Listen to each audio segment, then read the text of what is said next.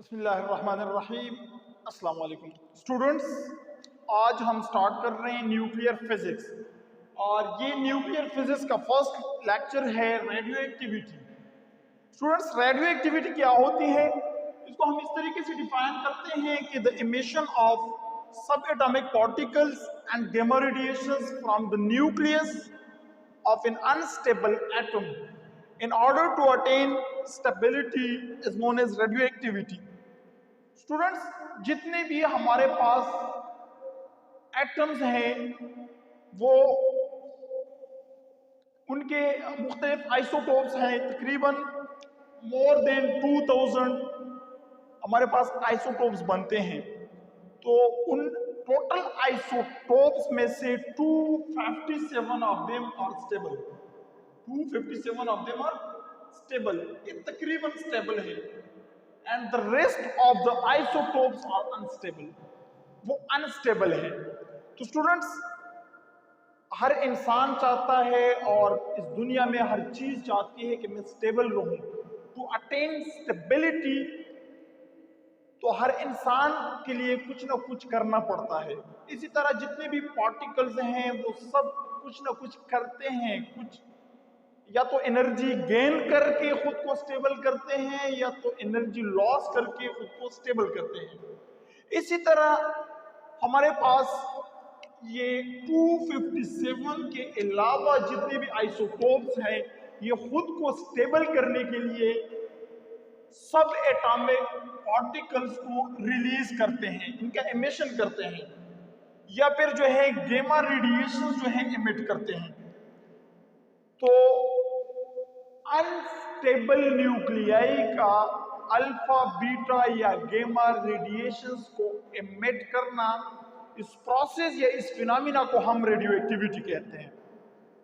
The emission of subatomic particles and गेमा radiation from the nucleus of an unstable atom in order to attain stability is known as radioactivity।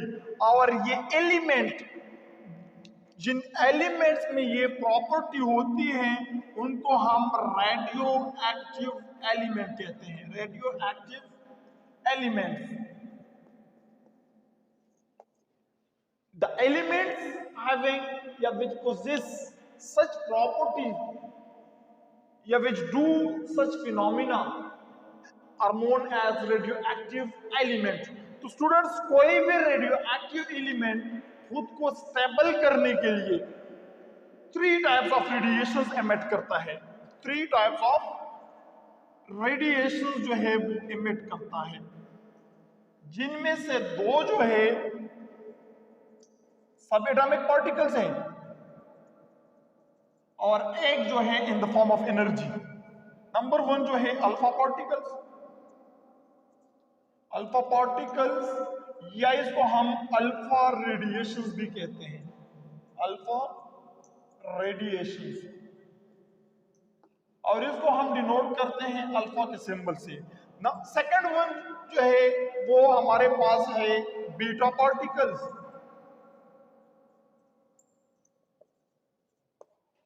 या इसको हम beta radiation भी कहते हैं।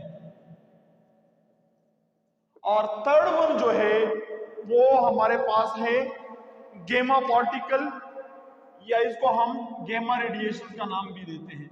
गेमा particles या गेमा रेडिएशन। सॉरी, ये पार्टिकल नहीं है, इसको हम पार्टिकल नहीं कह सकते क्योंकि ये रेडिएशन है। गेमा रेज इसको हम कह सकते हैं, गेमा रेज और गेमा रेडिएशन। स्टूडेंट्स, अगर हम रेडियो एक्टिविटी के हिस्ट्री को देखें, इसको जो है डिस्कवर किया था बैकरल ने, हेनरी बैकरल। और किताबों में लिखा जाता है कि इसको एक्सीडेंटली ये डिस्कवर हुए थे। रेडियो एक्टिविटी का फिनोमेना जो है ये एक्सीडेंटली डिस्कवर हुआ था। हेनरी बैकरल ने इसको डिस्कवर किया था। एक्सीडेंटली कैसे हुआ था? रेडियो एक्टिविटी से पहले जो है साइंटिस्ट इंटरेस्टेड थे एक्स रेज में। वो एक्स रेज को जो है उस पे मुख्तलिफ एक्सपेरिमेंट्स कर रहे थे, उसको उसको मुख्तलिफ तरीकों से जो है एक्सप्लेन कर रहे थे। तो इसी तरह हेनरी बेकरेल ने एक एलिमेंट उठाया जो रेडियो एक्टिव था। हालांकि रेडियो एक्टिविटी का उस वक्त कंसेप्ट नहीं था, लेकिन उसने वो एलिमेंट उठाया और उसने जो है सनलाइट में रखा और उसके इर्द गिर्द जो है जिंक सल्फाइड का फोटोग्राफिक प्लेट रखा ताकि उसको डिटेक्ट कर सके। तो हुआ क्या कि उसने जो है वो रेडिएशन जो उस रेडियो एक्टिव एलिमेंट से निकल रहे थे वो जिंक सल्फाइड के ऊपर उस फ्लोरोसेंस प्लेट के ऊपर एग्जामिन किए। जब उसने काम किया तो उसने ये सारा सामान उठाया है और वो अंधेरे में चला गया है, रूम में लेकर गया है। वहां पे जब उसने रखा है तो वहां पे भी उसने यही जो है रेडिएशन जो है वो, या जिसको जो उस वक्त उसको नाम दे रहे थे एक्स रेस, वहां पे भी उसको फील हुए और उसने फोटोग्राफिक प्लेट के ऊपर जो है वो फ्लोरोसेंस देखी और उसने ऑब्जर्व किया कि ये एलिमेंट जो है ये बगैर किसी लाइट के प्रोवाइड, हमने कोई भी लाइट नहीं प्रोवाइड किया है, लेकिन फिर भी यहाँ से एनर्जी की एमिशन हो रही है, एक्स रेज एमिट हो रहे हैं। और तभी जो है उसने उसको नाम दिया कि these are not X rays, these are something else, जो कि इस फिनोमिना को नाम दिया गया रेडियो एक्टिविटी। और इन रेज को या रेडिएशंस को रेडिएशन का नाम दिया गया।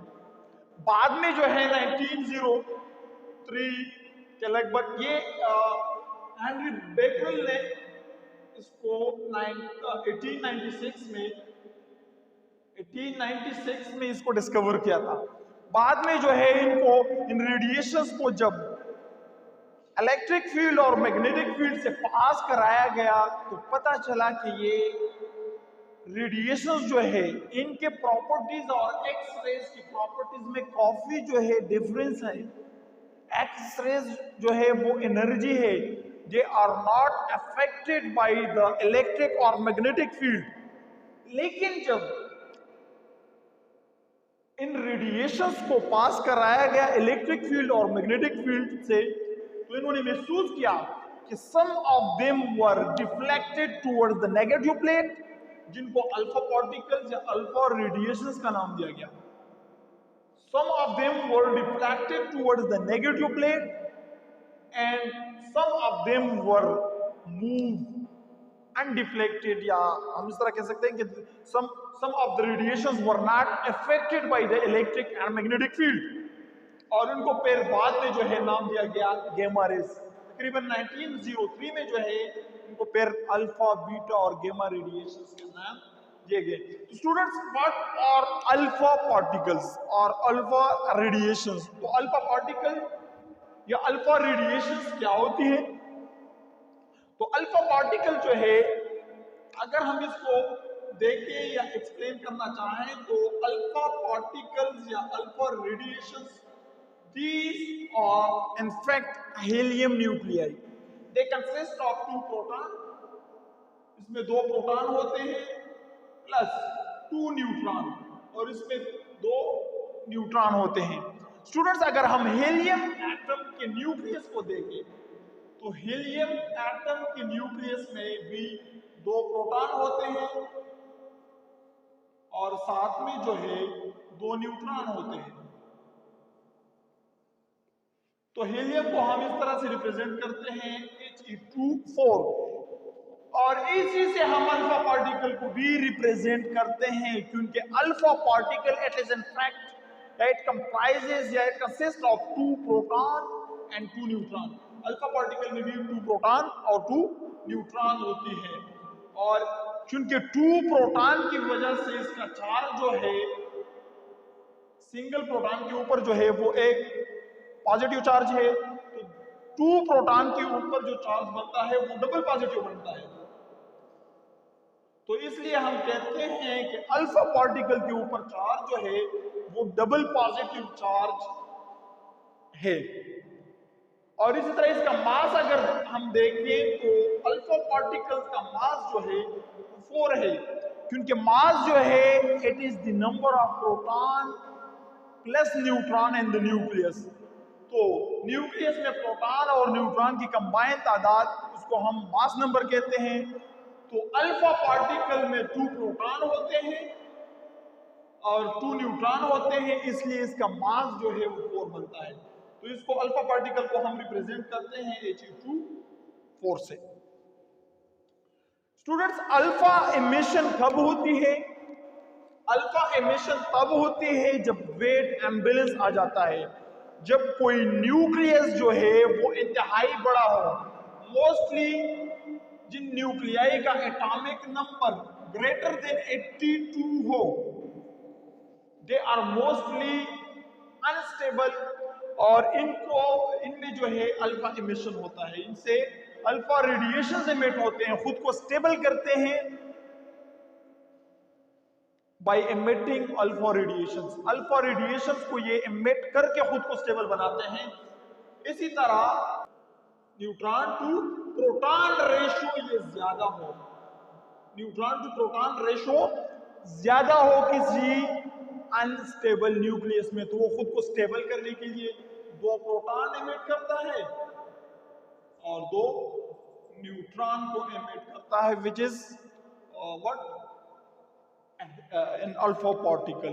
तो स्टूडेंट्स, अगर हम इसका इक्वेशन लिखना चाहें, सपोज हमारे पास कोई अनस्टेबल एटम है और उसका एटॉमिक नंबर Z है, मास नंबर A है। जब ये खुद को स्टेबल करने की कोशिश करेगा तो इसके एटॉमिक नंबर में 2 डिक्रीज आएगा और मास नंबर में 4 डिक्रीज आएगा। क्योंकि सपोज ये कोई अनस्टेबल न्यूक्लियस था, जब अल्फा पार्टिकल इससे निकला है, अल्फा पार्टिकल, तो क्या हुआ है, 2 प्रोटॉन निकले हैं, इसलिए चार्ज नंबर में 2 डिक्रीज आया है, और साथ में 2 न्यूट्रॉन निकले हैं, 2 प्रोटॉन और 2 न्यूट्रॉन, ये 4 बन जाते हैं। तो मास नंबर में 4 डिक्रीज आया है और साथ में जो है सम सॉर्ट ऑफ एनर्जी इसके साथ निकल जाती है। तो स्टूडेंट्स, अल्फा पार्टिकल जो है ये डबल पॉजिटिवली चार्ज पार्टिकल है, इस वजह से इसकी आयोनाइजेशन पावर भी ज्यादा है। आयोनाइजिंग पावर भी इसका ज्यादा है, क्योंकि डबल पॉजिटिव चार्ज है। जब ये किसी एटम में जाएगा तो वहां पे जो है आयोनाइजेशन क्रिएट करेगा, और दैट्स व्हाई इसकी पेनिट्रेटिंग एबिलिटी सबसे कम है। तो स्टूडेंट्स, आई होप आज का ये लेक्चर आपको समझ आ गया होगा। बीटा और गामा रेडिएशन को हम नेक्स्ट लेक्चर में एक्सप्लेन करेंगे। तब तक के लिए अस्सलाम।